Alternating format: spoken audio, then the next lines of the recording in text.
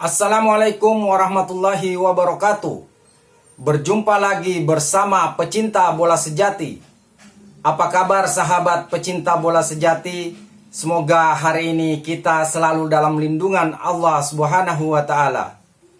Hari ini saya akan membagikan video Bung Binder naik pitam, bungkam narasi kebencian Bung Toel. Untuk mengikuti informasinya lebih lanjut, mari kita simak videonya bersama-sama. Ini apa lagi ya? Allahu Akbar, astagfirullah. Terkait lolos Piala Dunia apa? Isunya apa? Isunya adalah dipelintir bahwa ini berkat Nova ini adalah anak didiknya si Tayo itu. Iya. Seolah-olah ini adalah janji murid kepada gurunya. Iya. Dia nggak tahu kalau guru kencing berdiri, murid kencing berlari. nggak belajar peribahasa kayaknya anak-anak zaman sekarang. Iya. Aduh, well. Kau nyenggol orang nomor 1, tiba disenggol, lapor. Awas kena ajab kau, Wel. Ngaku jadi korban tapi kok malah sibuk nyerang orang yang udah nggak ada urusannya. Jadi saya pikir gak fair juga jika Anda menghina sampai menghujat, dan juga saya harapkan kalian juga introspeksi diri. Ya, apa yang bisa kalian berikan bagi timnas kita? Kalau support jelas, tapi selain itu apa? Berikanlah saran dan kritik secara sopan. Katanya pengamat sepak bola, tapi makin lama Bung Toel kok lebih sering nyerang personal daripada kasih analisis ya? Bung Toel. Bung, Sintayong itu sudah bukan lagi pelatih timnas, kok masih juga disenggol sih? Ya Carlos makin panas ya guys ya, makin panas ya Carlos tetap tantang Bung Toel. Nih guys, hashtag guys ya Carlos versus Bung Toel kita naikkan biar terdengar dan viral. Ya, gini aja deh, saya nggak mau bertele-tele lagi, langsung aja. Yang penting ketemu sama kau di ring. Semoga pertandingan ini bisa terjadi ya guys ya. Semoga saja, dan kita doakan Yama Carlos bisa bertarung dengan Bung Toel ya guys ya. Tentunya ini keberhasilan timnas Indonesia U17 ini lolos ke Piala Dunia ini tentu kan ada banyak faktor. Ya. Tapi kira-kira dalam pengamatan lebih dominan mana?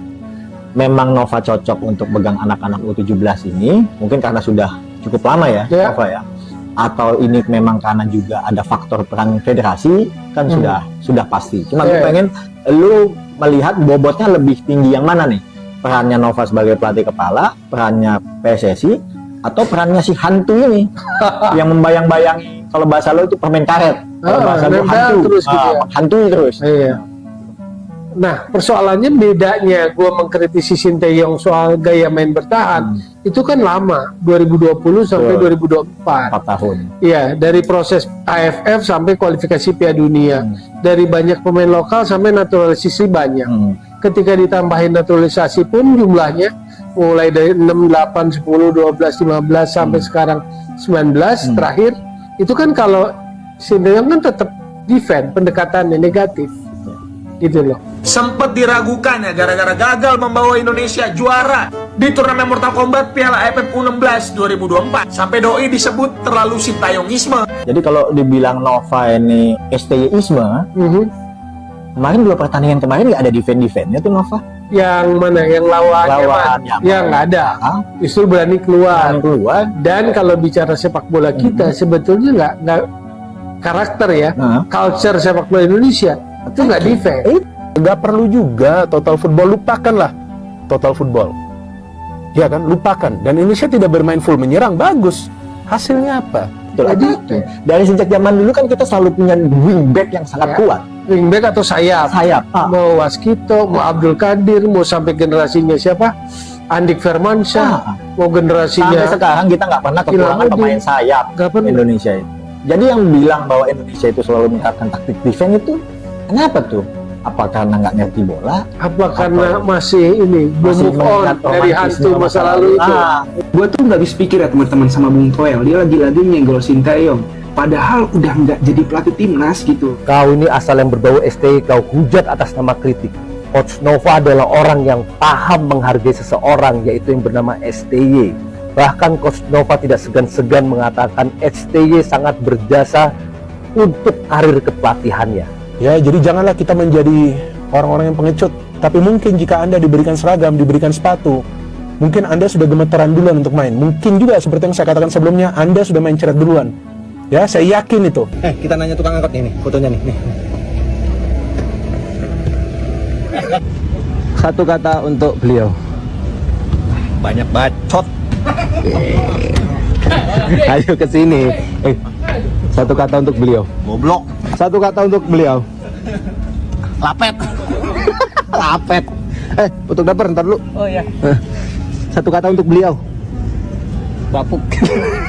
Satu kata untuk beliau. Goblok. Boleh nggak kasar? Boleh. Satu kata untuk beliau. Aduh bingung. Apa ya? Ruwet. Ruwet? Iya. Enggak, jancok. Iya, jancok juga sih. Jancok. Siap. Kara, satu kata untuk beliau. Apa sih ini? Bung Toel. Satu kata untuk beliau. Satu kata untuk beliau. Satu aja. Baik. Baik. Bung Toel baik. Udah, Pak Ajis. Satu kata untuk beliau. Keren. Keren. Bung Toel keren. Bung Toel keren. Satu kata untuk beliau. Luar biasa. Luar biasa. Satu kata untuk beliau. No komen. No komen. Satu kata untuk beliau. Saya tahu. Saya tahu. Assalamualaikum, Piala Dunia Indonesia datang bersama Coach Nova, bukan Coach Indra, spesialis AFF. Gagal di Piala AFF tapi gagah di Piala Asia. Ya, itulah timnas U17 Indonesia asuhan Coach Nova. Lolos sampai Piala Dunia, kita nggak pernah tercatat dalam sejarah. Misalnya untuk level yang paling rendah, kita nggak pernah juara Piala AFF gitu. Menurut gua orang pemikiran begitu agak aneh sih ya, agak sedeng gitu. Misalnya dah, lu jadi pemimpin, lu disuruh menentukan target timnas kita nih, lu pilih target yang mana? Mendingan lolos Pildun tapi nggak juara AFF, atau juara AFF tapi nggak lolos Pildun. Nah kalau menurut gua pribadi nih ya mendingan lolos Pildun tapi nggak juara AFF. Mengkritik itu untuk perkembangan timnas, tapi tujuannya cuma AFF. Memang seberarti apa sih AFF ini? Kalau Piala AFF itu itu apa itu? Terlagi AFF loh. By the way, gue udah 2 kali juara. Baru 2 doang udah songong lu. Gua udah 7 woi. 7. By the way,